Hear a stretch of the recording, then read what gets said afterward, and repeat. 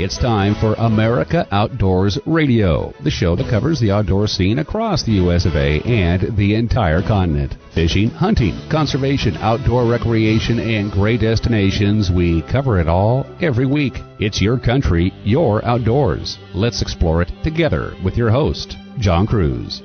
You know, there's something about being on a quiet lake with a fishing rod and a paddle. I spent many years fishing lakes out of a canoe, but kayak fishing is something I'd only done, maybe a dozen times or so, though that's changing now that I have my very own fishing kayak. I'm not talking about anything fancy here. No, there's no pedals, and it doesn't say Hobie or anything like that. It's just a 10-foot sit-in kayak with a very comfortable seat and a couple of rod holders, but it's the perfect size to fit in the back of my pickup truck, and I've been meaning to fish out of this kayak all summer, and I finally got the chance last week at a quiet little body of water full of lily pads and some pretty country in eastern Washington called Downs Lake. The fishing, it wasn't bad. Things were slow at first, but I eventually figured out where the fish were and started hooking up on a regular basis. At the end of the day, I had caught and released a nice 10-inch crappie, an 11-inch rainbow trout, and a whole bunch of cookie cutter 6-inch long perch. I lost a few fish too, including a nice largemouth bass. What was really nice though was the setting. The lake was surrounded by green grasslands and basalt rock outcroppings peppered with pine trees, and the weather warm but with a gentle breeze, just perfect. Better still, I had company, not of the human kind, but of the bird kind. One of the areas around the lake I was fishing at was near a tall ponderosa pine, and it was occupied by 2 resident bald eagles that were less than happy that I was there. There were pelicans flying around and waterfowl too, plus a couple of osprey prowling the lake looking for their next meal. The coolest thing though was the flock of Bonaparte gulls. They're small birds about the size of terns, and they kept me company as I fished, and they were fishing too, flying around my kayak, calling to each other, and then you'd see one hover above the water just before diving to the surface and plucking out a small fish. Yep, kayak fishing in a place like this, let's just say it agrees with me. It's good for the soul. And if you haven't done this yourself, consider paddling and fishing on a quiet lake near you in a kayak or canoe. I suspect you'll enjoy it as much as I did. This week on the show, we're going to talk to not one, but 2 guests from the state of Oregon. One of them is my friend Gary Lewis, a longtime outdoors writer and the host of the television show Frontier Unlimited. He's been filming some episodes that are pretty darn interesting in both the northwest and the southeastern regions of our United States, and I think you're going to enjoy hearing about them. Our other Oregon guest is Wendy Hererra. She owns Gorge Outfitters Supply in the Columbia River Gorge, bordering Oregon and Washington. Wendy just got done fishing in an all-women's walleye tournament. I'm curious to see how that went for her, and Wendy's going to be sharing a fishing report out of the Columbia River Gorge. From fishing, we'll go to hunting. I know it's only August, but believe it or not, there are some bird hunting opportunities you can take advantage of right now in many of our United States. And Will Brantley, the hunting editor for Outdoor Life magazine, is going to join us to tell you about 4 different types of birds you can go gunning for this summer. Last but not least, there is a lot of news as of late concerning the Bureau of Land Management, also known as the BLM. This is the agency that manages some 250 million acres of public land, much of it in the western U.S., that you and I can hunt on for big game, small game, and birds. Land Tawney, the president and CEO of Backcountry Hunters and Anglers, will join us to break down the latest going-ons with the BLM and how what's happening with this agency right now may have a direct impact on you as a hunter or angler. Before we talk to Land, Will, and Wendy, though, let's talk to a friend of mine who loves to share stories about the outdoors. Our first guest today on America Outdoors Radio is my old friend Gary Lewis. He is a longtime outdoors writer based in the state of Oregon. He is also the host of a great television show called Frontier Unlimited that you can see on the Pursuit Channel, on the Hunt Channel, and on Wild TV in Canada. Gary, great to have you on the air again. John, it's always good to be on talking to you and hearing your voice like I do when I'm listening to your radio show.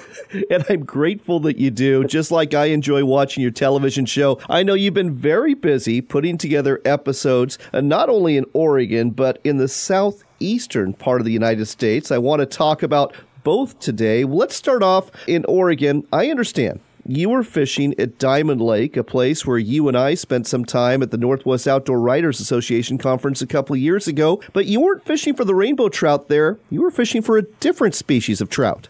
Yeah, we were fishing for tiger trout, and they were stocked in Diamond Lake to control the chubs that were introduced there illegally.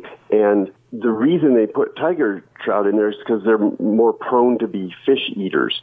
But of interest to me, because I had never caught a tiger trout. I'd read about them when I was a kid, and I didn't think I would ever get a chance to go find them in Michigan, where they occur more frequently in the wild. But they're created by hatcheries. They're sterile, so they don't reproduce, but they're the offspring of a female brown trout and a male brook trout in the hatchery. And if you think about what German browns are, they're a true trout with a light background and dark spots.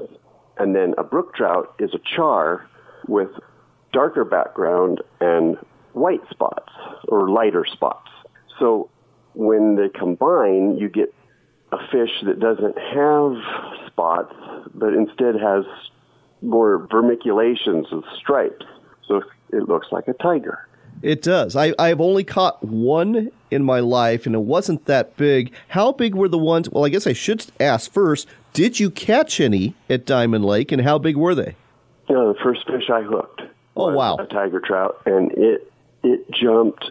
It came out of the water 5 feet on its first leap, and it jumped at least a half a dozen times. I've never seen a trout of that size jump so hard and so high. It was about 21 inches, that first one, and I did not land it. The second one was about 19 inches, and I did land it. So these were the 2016 class is what I think these fish were. They're stocked as fingerlings in 2016. Those are some really, really nice trout. Now, I know you're mainly a catch and release angler, but did you keep any of them just to try as table fare? I would have.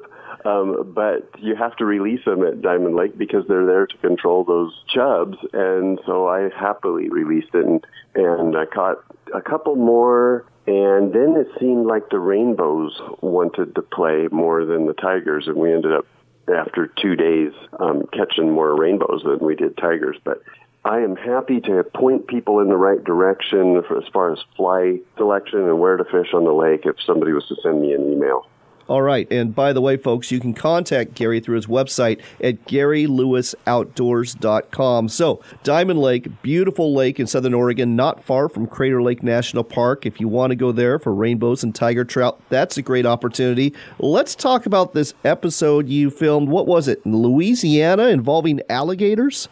Okay, yeah. We went to Florida, and we hunted with, I say hunted because you fish for them as much as you hunt for them. You put out bait online, and then you come back shortly after you put out the bait, and then you check the bait, and then if there's a gator on it, then you grab a hold of that line and you fight it in. Sometimes it's with a fishing rod, and sometimes it's just on a hand line, and you get it close, and then you shoot it or somebody shoots it. So it is really exciting, and you don't know what might be there. It might be a 4.5 footer, or it might be a 11 footer. So that was the range of the gators that we got on that trip. So for somebody from the Northwest who hasn't been around gators, it's not easy. It's completely different, and it is pretty thrilling to be there. And so I brought one home and cooked it. That was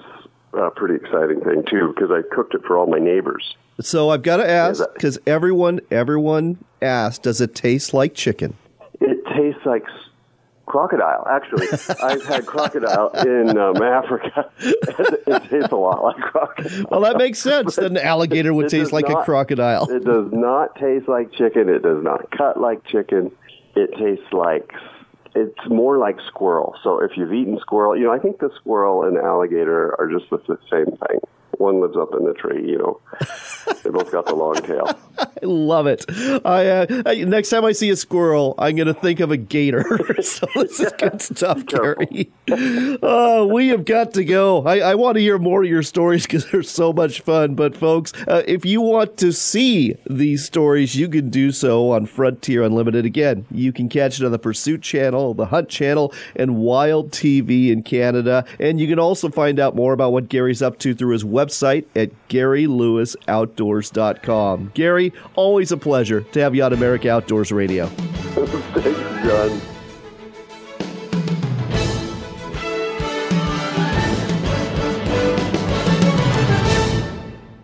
We've been telling you about Sportsman's Cove Lodge in Southeast Alaska for a while now, and there's a reason. They are the only Alaska lodge we talk about in this show. It's because they're truly Alaska's best lodge. The adventure starts with a float plane ride from Ketchikan, after which you'll get the chance to experience some of the best hospitality, food, and wonderful people you'll ever meet. Wildlife is abundant, from bears and deer to eagles and whales, and let's not forget the reason you're here, the fishing. Halibut, salmon, lingcod, rockfish, true cod, and more. It's all waiting for you in abundance at Sportsman's Cove Lodge. Book your trip today at alaskasbestlodge.com. That's alaskasbestlodge.com for Sportsman's Cove Lodge.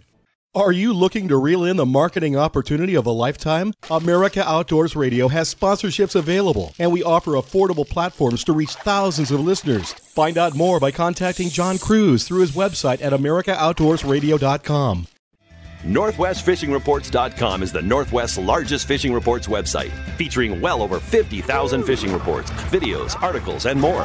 All 100% free. Catch more fish with Northwest Fishing Reports. Log on today.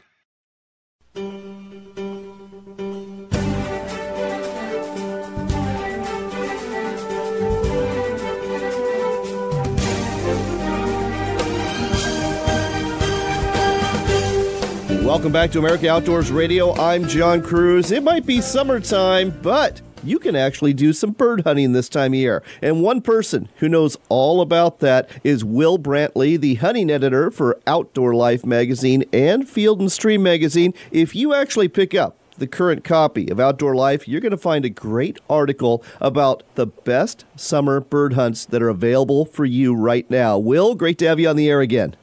Well, thank you for having me back, John. So let's dive right into this because the first species you talk about, there's an old phrase that's kind of fallen out of our jargon these days about eating crow. And you actually talk about crow hunting as an option and actually eating crow for real, don't you? Yeah, John, I did. And I should say that this was a co-authored piece with my buddy Brian Lovett. And Brian actually wrote the crow hunting portion of it, but Brian is he's a big wing shooter, and I've done a fair bit of crow hunting myself, and it's a lot of fun. The way that I've usually done it is kind of a run and gun style, usually with an electronic collar, just moving from one place to the other and calling them in. But Brian interviewed some guys, I believe they were from Minnesota, who are really serious about it. They scout out roosts, and at certain times of the year, crows will gather in large roosts, and they scout them just like waterfowl. They'll leave from that roost and go to a feeding area. These guys get set up with decoys, try to shoot a few birds early, as they start trickling in off that roost, and then they make their calling sequences gradually more aggressive and try to lure in larger flocks throughout the day. And it's a lot of fun. I've called in a lot of crows and shot at a lot of crows in my life, and it's pretty neat to watch them come to a call, and they can be pretty challenging wing shooting targets too. I've heard that. I've also heard they're very wary, and one thing I liked about the article was the fact that you point out this is a really good way to establish relationships with farmers. And one thing in particular, you point out that crows will go to a cornfield and they'll basically eat the top part of the ear of the corn, and that whole ear is no good once that happens, so that farmers quite often are more than willing to let you on to hunt some crows, and that might lead to some opportunities later in the season for geese or ducks. Well, that's absolutely right. And that's something that, in my lifetime as a hunter, I found that one of the best ways to get permission to hunt a farm is to start small. Start with some off-season stuff, whether it's crow hunting or pigeon hunting or coyote hunting or even squirrel hunting. A lot of times that allows you to kind of get your foot in the door, so to speak, get to know a farmer, build some trust, and then also potentially help them with a pest problem. Like you say, crows can damage a lot of crops, same as pigeons. And so a lot of farmers are more than happy to invite guys in, especially during the off-season, to shoot a few of them and maybe potentially save them a few dollars on their harvest. Speaking of pigeons, let's talk about pigeons and those really big invasive species birds that hang out with them, Eurasian collared dove. That's another option for summer shooting, isn't it? It sure is, yeah. I was on a pigeon hunt. It was actually back in the spring, but pigeons are a year-round thing. And I was in the Texas Panhandle up kind of northwest of Lubbock with a guy named Wayne Bolt. And he owns a wing shooting operation and does a lot of the standard North Texas waterfowl stuff, the sandhill cranes, a lot of duck hunting and things, and a lot of mourning dove hunting. But what Wayne has found is that there's as much of a demand for the high-volume pigeon shoots as anything else that he does. And a lot of those little towns up there, it's dairy country. Sure. And you get a lot of old dilapidated barns, a lot of feedlots, small ponds, things like that. And it is just a magnet for pigeons. And I was, amazed.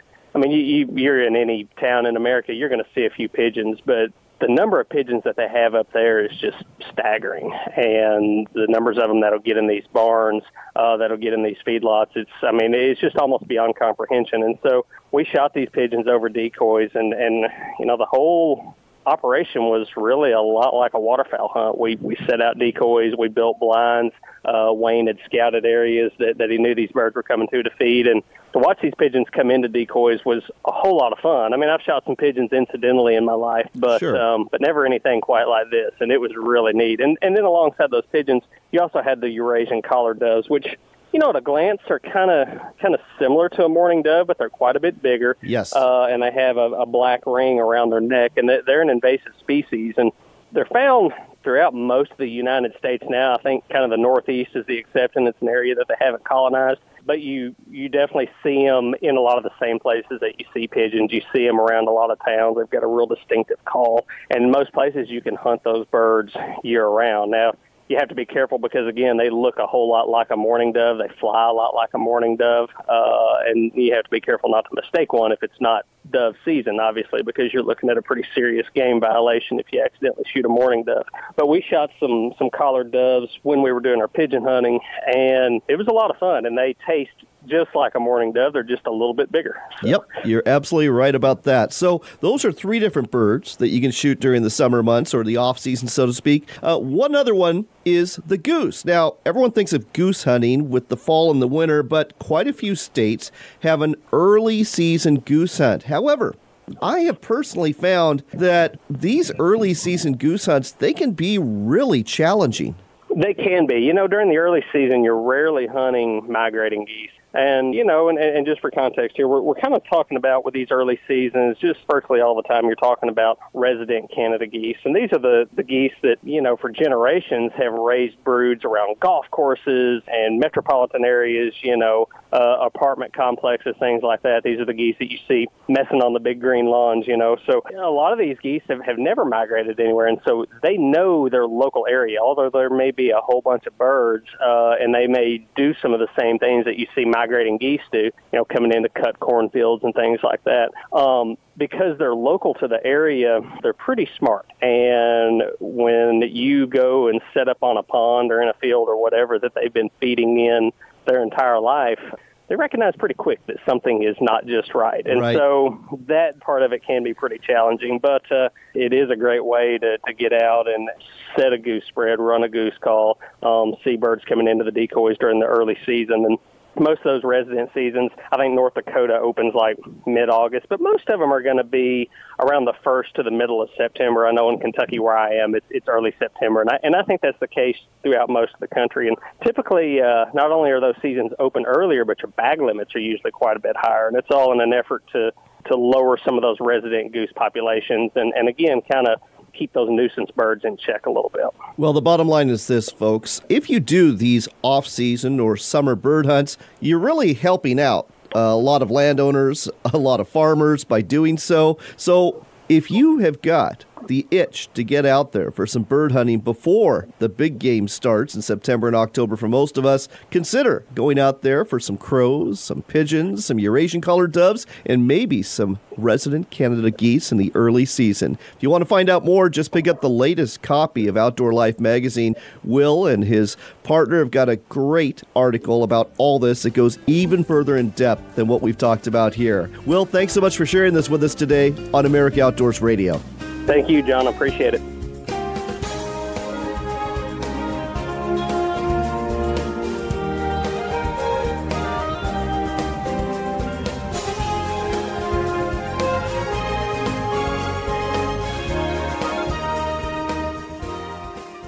Are you looking to reel in the marketing opportunity of a lifetime? Then set the hook, because we've got it right here for you. America Outdoors Radio has sponsorships available, and we offer affordable platforms to reach thousands of listeners interested in fishing, hunting, and the outdoors. Find out more by contacting John Kruse through his website at americaoutdoorsradio.com.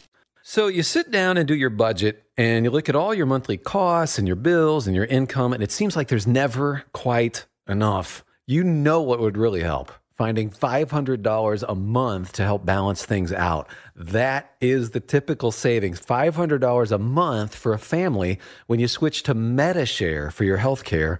And when it comes to healthcare sharing ministries, MediShare is really the gold standard. It's been around for 25 years and has more than 400,000 members. It's been around so long and grown so much because it works. And whether you're single or married or have kids, this could make sitting down to do a monthly budget a lot more fun. $500 a month can more than cover a car payment or pay back loans, whatever. So join MediShare and go out to dinner to celebrate. Here's the number to call. They are incredibly kind and helpful to talk to.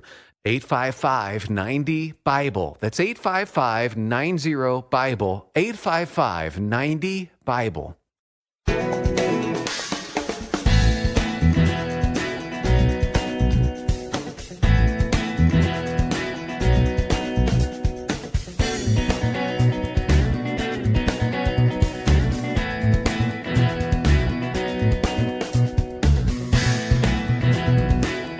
You're back in with America Outdoors Radio. I'm John Kruse. It's time to talk a little bit about our public lands, and what better person to talk to than Land Tawney, the president and CEO of Backcountry Hunters and Anglers based in Missoula, Montana. Land, always great to have you on the air.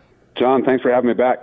Well, I thought today we'd spend a little time educating our listeners about BLM lands. We're not talking Black Lives Matter. We're talking the Bureau of Land Management. They employ some 11,500 people. They manage 250 million acres of public land, about 12% of our United States. But these lands are not the same as national park lands or Forest Service lands. How do BLM lands differ in terms of the way they're managed and used? Sure. So I think first, all those numbers are also the number one public land agency in this country. So, by far, next closest is U.S. Forest Service, about almost 200 million.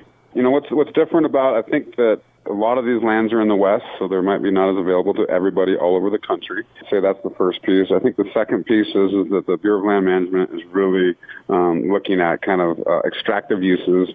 It's not a primary use, but definitely is a use that is emphasized on their public lands. And so recreation is definitely something that, is different than maybe on our national wildlife refuges or on national forests, but it definitely is a part of our Bureau of Land Management recreation as well.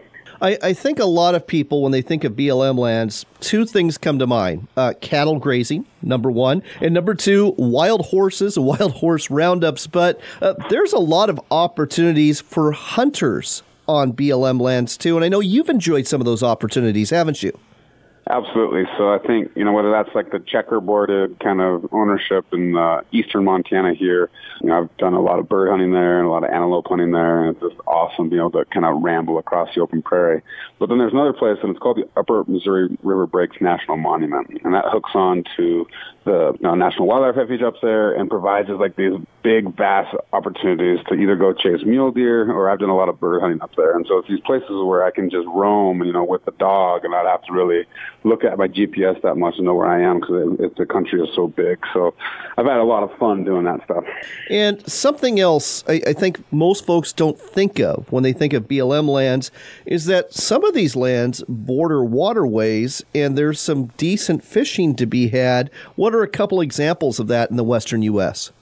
Yeah, I think, ranging from isolated desert springs, like Alaska's North Slope, there's like 132,000 miles of fish-bearing streams, another like 3 million acres of lakes and reservoirs.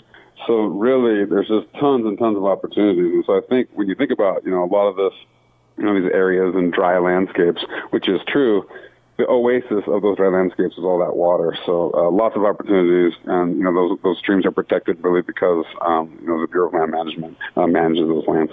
So I think we've set the plate so people understand how valuable these BLM lands are for hunters and for anglers. But you mentioned right off the bat that a lot of times these BLM lands, they're thought of as resources to extract things from. And you have expressed some concern about a person who's just been appointed to a very high-ranking position in the Bureau of Land Management, an attorney by the name of William Perry Pendley.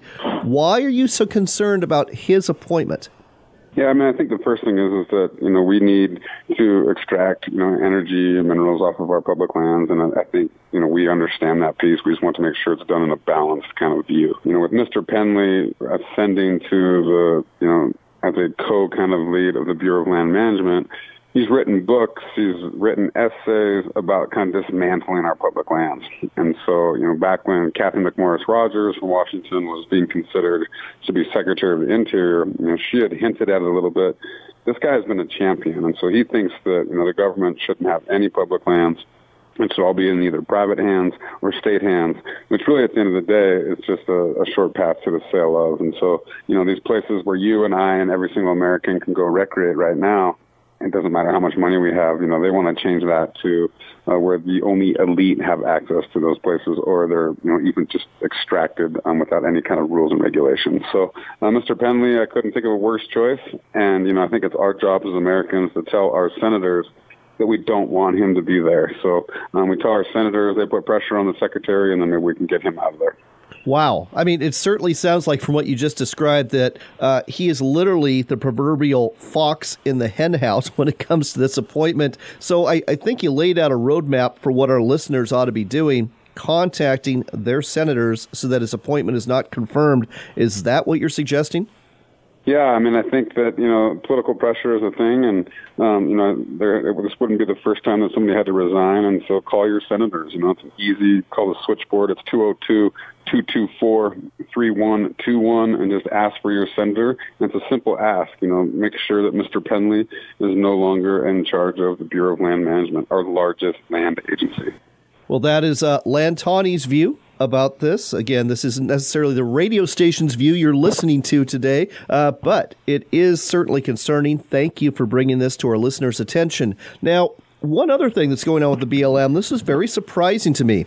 This agency is moving its headquarters out of what a lot of people call the swamp in Washington, D.C., and they're going to set up their HQ in, of all places, Grand Junction, Colorado. This is good news, isn't it?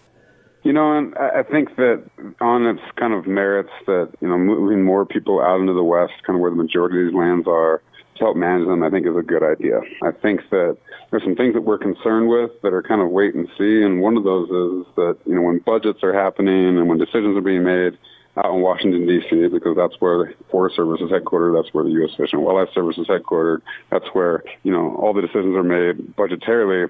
Like, are they going to lose some of their clout not having the headquarters there? I think that's something to be seen. That really is a valid concern. And that was one of the first things that popped to my mind, too, is if you're not in the room when the conversation is taking place, it's probably not going to go well for you if you have nobody advocating on your behalf. Yeah, another way I like to say it is if you're not at the table, you're probably on the menu, right? That's a good one, lad. Yeah, I think it's yet to be seen what that will be like. It's also, in D.C., there's a ton of people that go out there to visit folks in the Forest Service, visit their senators. And now, instead of that one-stop shop, they're going to have to make a trip to Grand Junction. And Grand Junction isn't the easiest places to get to. So I think there's that concern. Another concern is that you will not have, all the agency heads within the BLM in the same place. And so, coordinating and kind of like just the cost savings of having people in the same room, that's yet to be seen. It's like if Ford Motor Company, decided, hey, we're going to move all of our headquarters out to all of our plants. Like, that probably wouldn't be a good thing. You'd want your leadership and folks that are making decisions probably in one place. And so I think that's a concern as well. But really on this one, it's kind of a wait and see, and really, try to work with folks both that remain out in D.C. and then folks that get moved to Grand Junction and elsewhere.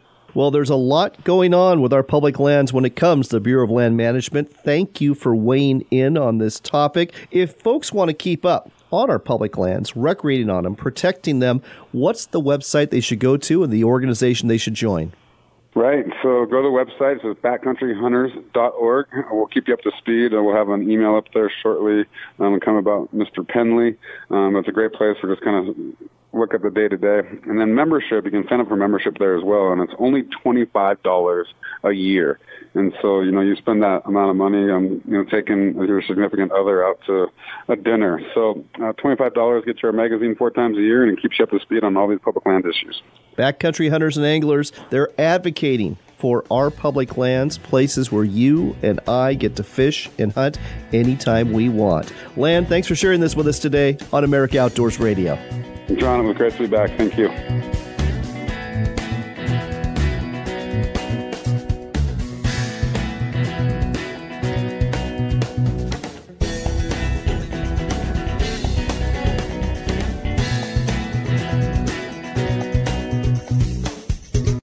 Backcountry Hunters and Anglers, a nationwide group working to keep public lands in public hands. We've helped ban the use of drones for hunting. We help repair wildlife corridors in key riparian areas. We speak up against illegal ATV use. We collaborate with elected leaders to keep public lands in public hands. We're Backcountry Hunters and Anglers, with membership in all 50 states and Canada. Please join this dynamic conservation group. Check us out at backcountryhunters.org.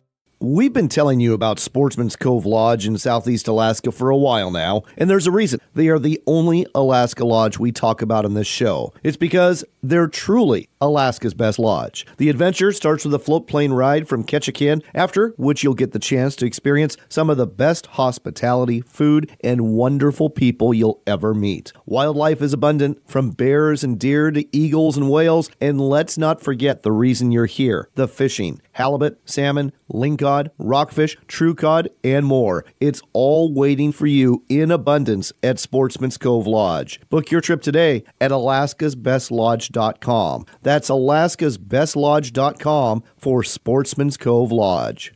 There's a place where the fishing is year-round, where the sun shines 300 days a year. The wineries and breweries are right downtown. The hiking and cycling offer spectacular views you just don't get in the big cities. Fortunately, the place is real and vibrant. It's the Dalles, Oregon, just 90 short minutes from Portland, along the gorgeous Columbia River, where the adventures are limited only by your imagination. Find out more at explorethedalles.com. Looking to reel in the marketing opportunity of a lifetime? Then set the hook, because we've got it right here. America Outdoors Radio has sponsorships available, and we offer an affordable platform to reach thousands of listeners interested in fishing, hunting, and the outdoors. Find out more by contacting host John Kruse through his website at AmericaOutdoorsRadio.com. That's AmericaOutdoorsRadio.com. But hurry, if you wait too long, this big opportunity might just get away. That's AmericaOutdoorsRadio.com. Get it how you want it. That's what Jones Arms and Squim promises for your custom-built AR. Whether you need an AR for hunting, competitive shooting, or self-defense, Jones Arms will help you create the perfect firearm. Go to jonesarms.com and on Facebook for details. fishing, and fun. That's what you'll find at Mardon Resort. Come to sunny eastern Washington and bring your RV or rent a cottage, cabin, or room at our newly upgraded resort at the south end of Potholes Reservoir. Get tackle and provisions at our general store. And after you're done fishing, hanging out at our swim beach, or boating for the day, enjoy dinner and a drink at the beach house. Find out more at mardonresort.com. That's mardonresort.com, where the fish bite and we don't.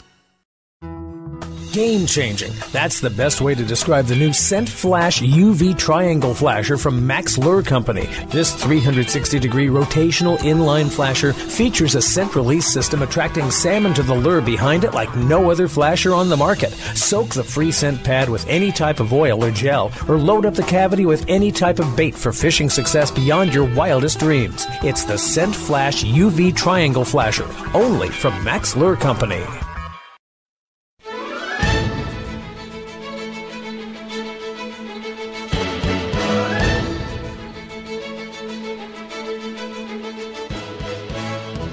You're back in with America Outdoors Radio. I'm John Kruse, and it's time to share some fishing reports from around the nation. We're going to start off in a state that is really hot this time of year, but apparently so is the fishing. That state would be Arizona. And the folks at their Fish and Game Department want to let you know that Bassmaster Magazine has ranked several Arizona waters in the top 15 to fish in the western U.S., to include Lake Havasu, Roosevelt Lake, the lower Colorado River, and Alamo Lake. Lake Mojave, Lake Mead, and Lake Pleasant also made the top 25 western U.S. waters to fish for bass. And as we roll into late summer, the best bass bite in general, according to these same folks at Arizona Fish and Game, is going to be from 6 p.m. throughout the night. The top water bite has finally turned on at both Bartlett and Lake Pleasant, and probably Roosevelt Lake as well. Just how big do these bass get? Pretty darn big. In fact, the latest fishing report that they've published has a photo of a man holding a 9-pound, 13-ounce largemouth caught out of Kennedy Lake this month in Arizona on a bass-colored popper.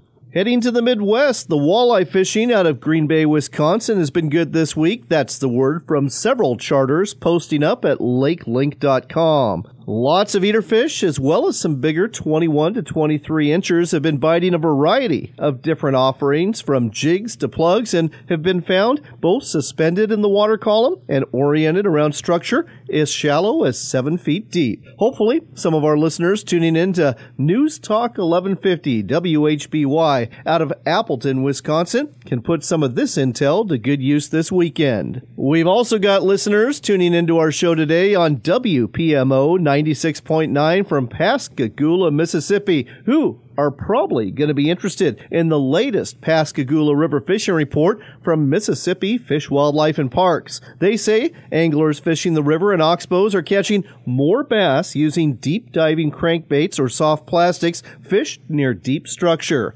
Panfish can also be reeled in if you're using crickets or redworms for bait in the oxbows or in the main channel near woody cover and shallow water. And don't forget those catfish. They are biting very well on livers and stinkbait fished on the bottom in the main channel. By the way, if you need any fishing tackle or bait, head on over to Nelson Outdoors in Pascagoula. They will hook you up with what you need.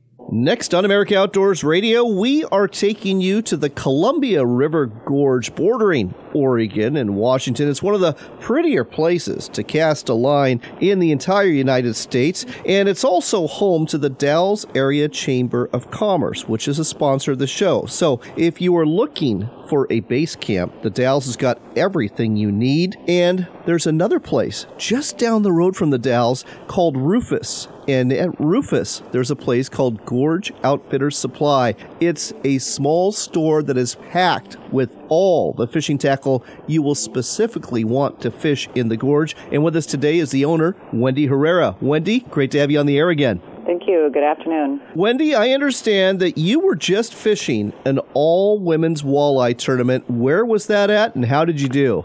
That was held in Umatilla. It was all women's tournament, and our guide of our boat was David Eng with Fishing Products. Oh, yes.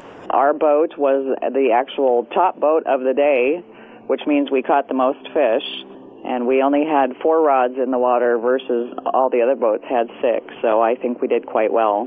You know, I think a lot of our listeners don't realize that the Columbia River is one of the best walleye fisheries in the entire United States. Why don't you tell our listeners a little bit about how many fish you got and what size they were? Oh, that's top secret. I can't give that number out.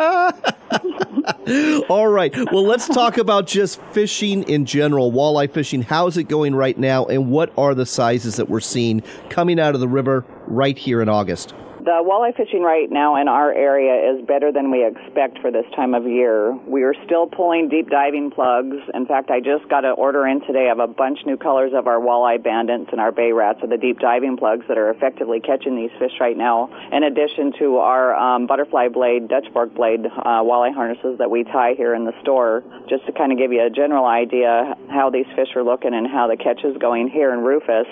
I was able to go out Friday. We fished for an hour and a half, and we pulled up 10 walleye, and they were all between 4 and 6 pounds. Wow. That is fantastic. And folks, just to give you a little geography here, again, the Dalles is in the Columbia River Gorge. Rufus is just a few miles to the east of it along Interstate 84, which borders the Columbia River. So Rufus is right near John Day Dam. Great place to go walleye fishing. Umatilla is a little bit further upstream, a little further east, and is known as the place in the spring in particular to get giant walleye. A lot of folks think the next world record is going to come out of that stretch of the river. Let's change topics from walleye to other fish. What else have people been after the last few weeks? We're seeing a lot of catch and release sturgeon up here. There's a lot of guys that, of course, cannot do any salmon fishing right now, so they're catching and releasing sturgeon and catching quite a few sturgeon up here. That and bass. You can catch bass all day long up here. And that's another fishery that people just don't think about. Again, folks, this part of the Columbia River is a fantastic smallmouth bass fishery. I know you've pulled some good ones out yourself. What's your biggest from the Columbia River Gorge? 5, 6 pounds? Probably not that big. I would say 3 or 4 pounds, and when we're fishing with these deep diving plugs for these walleye, we're pulling up walleye or bass with them as well. I have no doubt about that. And as for the sturgeon, I know from personal experience, those will get up 9, 10, 11 feet. That's not the norm, but it's not unusual at all to hook into a 5, 6 footer and have a real fight on your hands, is it? Absolutely. These guys just love it when they're hook and releasing from the bank. It's a lot of fun for them. And they catch anything from 2 feet to 9 feet from the bank. Besides the Columbia River, you've got another great fishing river that's right by Rufus. It's called the John Day River. Now, when you go further upstream on the John Day, we're talking about hundreds of smallmouth bass that you catch over the course of a few days. You've got trout that are further upstream too, but down in the lower edge where it meets the Columbia, I understand it's a really good channel cat fishery there. It absolutely is. That's where we have our catfish derby every Memorial Day weekend, is in that section of the John Day River right there. There's still quite a few fishers up there that are catfishing right now and still pulling up a lot of nice cats to take home to eat. And they've been crappie fishing up there, bass fishing. And access. I know there's a park right there, right off the interstate. Bank access, I'm guessing, is a little tough. Is it pretty much a boat show from the park? No, there's quite a few guys that can fish from the bank there. There's plenty of nice spots right there, by the boat launch where they can fish from the bank. We have a lot of water recreation on that river as well. Okay, well, if you're looking for a place to go fishing, you might want to consider the Columbia River Gorge in and around Rufus and the Dalles, because, as you just heard, right now, great walleye fishing, great smallmouth bass fishing, catch and release sturgeon, including some huge sturgeon, crappie, and channel cats too. That's a lot going on, and the place to go to, again, I'm telling you, I've been to this store. It is dialed in with exactly what you need for all of these fish in this area. Is Gorge Outfitters Supply, located in Rufus, Oregon. You've got a website too, don't you, Wendy? Yes, we do. It's gorgeoutfitters.com, and right now we are also doing our big bass contest. So everybody that catches big bass, we'll bring them in and get them weighed, and we announce a winner twice a month. Oh, and what does the winner get? The winner will get some kind of prize from the store. I love it. Just another reason to visit Gorge Outfitters Supply, and don't forget to bring that big bass with you. Wendy, thanks so much for sharing this great fishing report with us today on America Outdoors Radio. Thank you so much. I'll tell you what. I could talk fishing and share fishing reports all day long, but I'm afraid we've got to wrap things up. If by chance you didn't catch all of our show today, you'll be able to in a couple of days when we post this whole show up as a podcast. You can find that on our Facebook page at America Outdoors Radio. I hope you'll like and follow that page because we've got more than just podcasts there. Another place you can hear this podcast is through our website at AmericaOutdoorsRadio.com. Just scroll to the bottom of the page and be sure to check out some of the links to our sponsors. I know they would appreciate it, and I appreciate them for helping us bring you this show every week. Those sponsors, that would be Sportsman's Cove Lodge in Alaska, the Dalles Area Chamber of Commerce in Oregon, and Shiloh Inn and Suites. Here's hoping that you are blessed in the days ahead with good health, good times, and good fishing. And here's hoping that you're making the most of your summer while you can. After all, it is your country and your outdoors, so get out there and enjoy it.